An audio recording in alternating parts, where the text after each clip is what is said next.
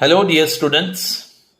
Upcoming 3 minutes, we are going to analyze the unseen passage or question number 2 of the English paper for the HSC board exams 2026.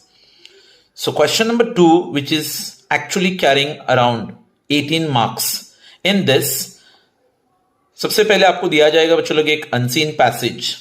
A unseen passage, it will be around 180 words के आसपास का passage. It carries some 6 activities.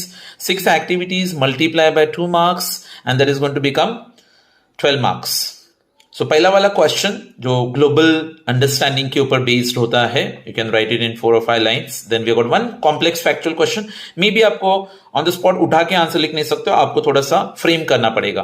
तीसरा question होता है बच्चों लोग interpretation. आपको passage कितना समझ में आया, put in your own words with the context of the lesson.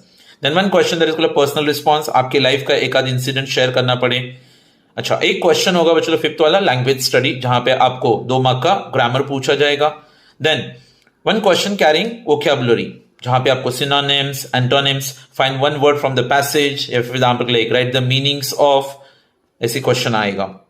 Then the B part children is actually based on 2 writing skills. इसमें से सबसे पहले आपको पूछा जाएगा लिखने के लिए unseen passage का summary. क्वेश्चन अटेम्प्ट करने से पहले एक बार डिटेल में आप पैसेज पढ़ लोगे, उसके बाद में आप बार बार आंसर्स लिखोगे तो आपको पता चलेगा कि पैसेज है क्या. तो just give one beautiful title for the summary और उसके नीचे पैसेज में से इंपॉर्टेंट पॉइंट्स को कोलेट करके आपके थोड़ा सा वर्ड्स में अरेंज करके एक 8 से 10 लाइन में आप शॉर्ट में समरी लिखो. The entire passage we are making it into a precis writing, या फिर 1/3 बना के लिखते हैं हम लोग.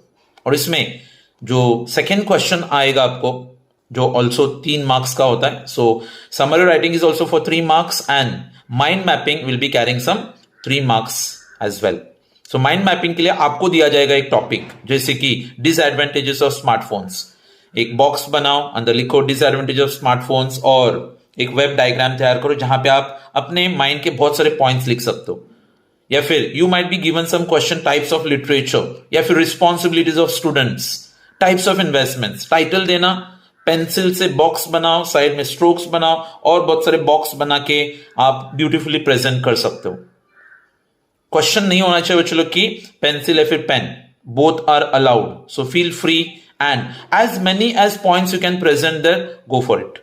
सो in total question number 2 children will be carrying some 18 marks which you need to score.